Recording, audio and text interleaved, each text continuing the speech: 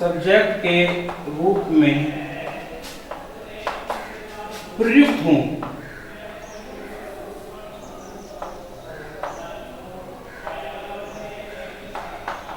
तब 1 मिनट, तब जब इनका प्रयोग कहीं के रूप में हो, सब्जेक्ट एक्टिव वॉइस के पैसिव वॉइस के रूप में हो, तब हम लोग क्या करते हैं, 1 मिनट रुकेंगे आप लोग। हाँ, क्या लिख दिया के रूप में हो, ये ध्यान करेंगे रूल। जब इंडेफिनिट प्रोनाउन जैसे everyone, anyone, no one, nobody, everybody, someone, none तथा पुलिस, बी या दे का प्रयोग एक्टिव वॉइस में सब्जेक्ट के रूप में हो। आगे इसी में आगे देखेंगे। अब मैं थोड़ा इसको रफ कर देता हूं, नियम लिखते चले आप लोग, नियम जरूर लिखते चले साथ साथ। सब्जेक्ट के रूप में प्रयुक्त हो, आगे इसमें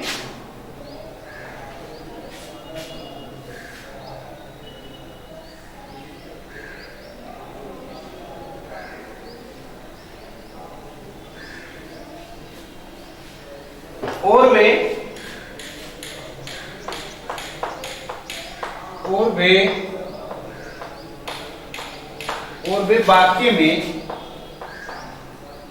वे वाक्य में 1 मिनट अपना डोर मतलब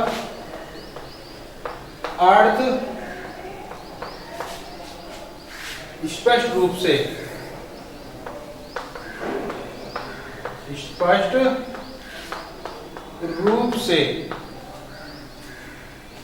प्रकट करते हो,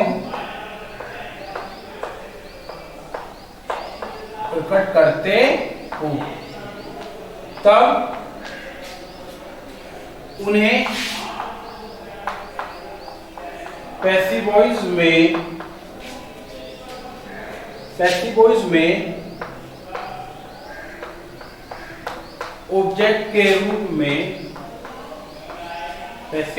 ऑब्जेक्ट के रूप में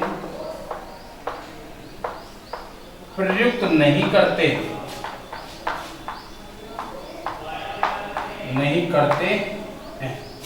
ये है जब वे अपना अर्थ डोर यानी स्पष्ट रूप से प्रकट करते हो, ठीक है नहीं, तब उन्हें पैसिव वॉइस का ऑब्जेक्ट का रूप प्रयुक्त नहीं करते, किंतु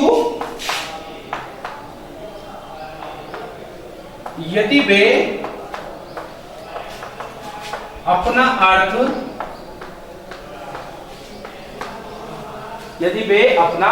1 मिनट, यदि वे अपना अर्थ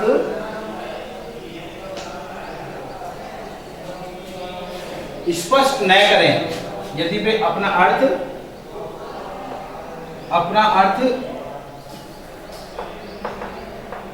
स्पष्ट न करें, तब यदि वे अपना अर्थ यानी यदि वे अपना अर्थ स्पष्ट न करें, अर्थात डोर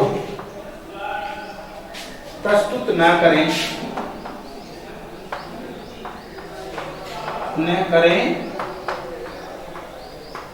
तब पैसिव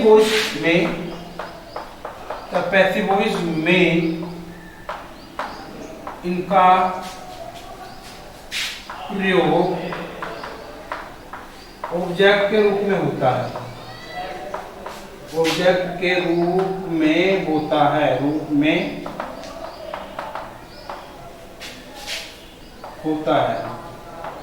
ये नियम आपको बहुत ही महत्वपूर्ण है।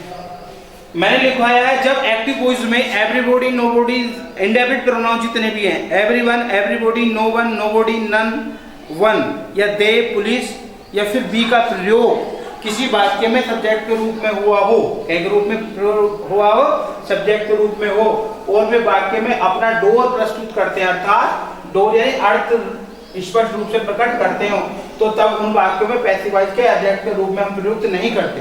अगर वो अपना अर्थ क्लियर बता रहे हो, डोर प्रस्तुत कर रहे हो, डोर दरवाजा नहीं, डोर का मतलब होता है अर्थ स्पष्ट करना, ठीक, अपना अर्थ अगर वो स्पष्ट कर रहे हैं तो जब हम उनको पैसिव वॉइस बनाएंगे नहीं तो हम बेटा ऑब्जेक्ट के रूप में नहीं लिखेंगे। और अगर वो अर्थ स्पष्ट नहीं कर रहे हैं, कहीं संदेह वाली बात हो रही है, तो हम लोग उसको ऑब्जेक्ट के रूप में लिखेंगे। बस ये नियम है। फिर से समझो, नियम ये है, यदि everybody, everyone, nobody, no one, somebody, someone, one, ये तो सोच लो हमेशा ऑब्जेक्ट के रूप में नहीं लिखे जाएंगे, ठीक। फिर दे, वी और पुलिस और प्यूपिल, और प्यूपिल वर्ड भी है एक, आप प्यूपिल भी जाने, प्यूपिल, इनका प्रयोग हम लोग ऑब्जेक्ट के रूप में नहीं करते पैसिव वॉइस में। कब नहीं करते? यदि वो वाक्यों में अपना डोर प्रस्तुत कर देते हैं, अपना अर्थ पूर्ण रूप से स्पष्ट कर देते हैं, तो हम लोग जब उसको पैसिव वॉइस में बदलाएंगे तो हम उनको बाई के साथ नहीं जोड़ेंगे, केवल वर्ब पर ही हम अपना वाक्य पूरा कर देंगे। और यदि वो डोर स्पष्ट नहीं करते हैं, उसमें संदेह वाली बात आ जाती है, तो हम लोग बाई का प्रयोग कर देते हैं। एग्जाम्पल देख लो, जैसे देखेंगे,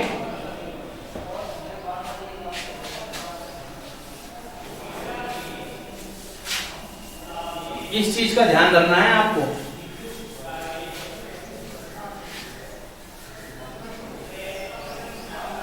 जैसे देखें, एक एक्टिव वॉइस का वाक्य है,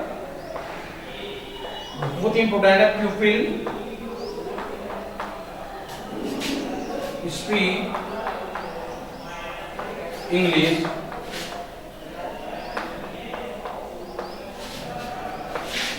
all over the world.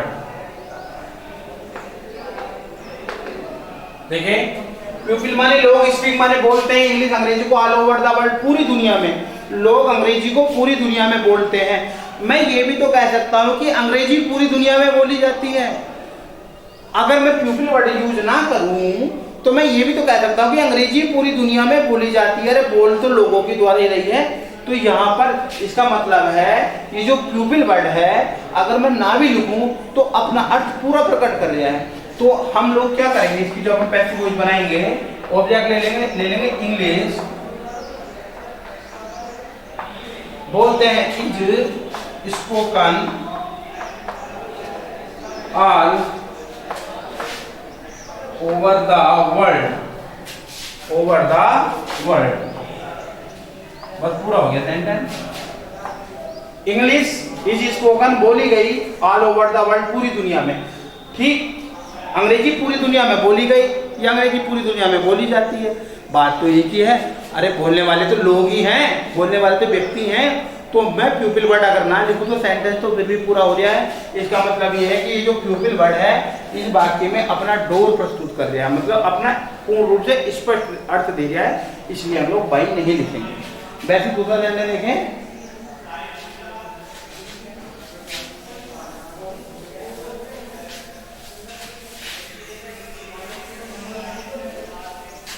sentence 2 active voice, someone has stolen my purse।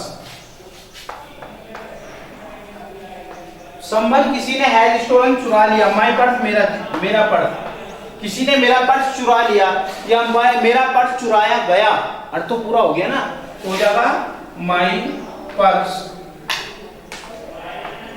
Has का क्या हो जाएगा, has been stolen, my purse has been stolen, मेरा पर्स चुरा लिया गया। तो देखिएगा यहाँ पर अगर मैं संबंध ना लिखूं तो फिर भी हमारा ये सेंटेंस पूरा हो गया। तो ठीक है, आगे एक सेंटेंस और देख लीजिएगा, एक सेंटेंस और है लास्ट इससे संबंधित, तीसरा सेंटेंस है somebody has picked my pocket, बहुत ही अच्छा सेंटेंस है। somebody किसी ने हैज पिक्ड माने काट ली मेरी जेब, किसी ने मेरी जेब काट ली या मेरी जेब काटी गई, बात तो एक है ना। somebody का लिखना जरूरी हो जाएगा, my pocket, मेरी जेब has been picked, मेरी जेब काट ली गई है।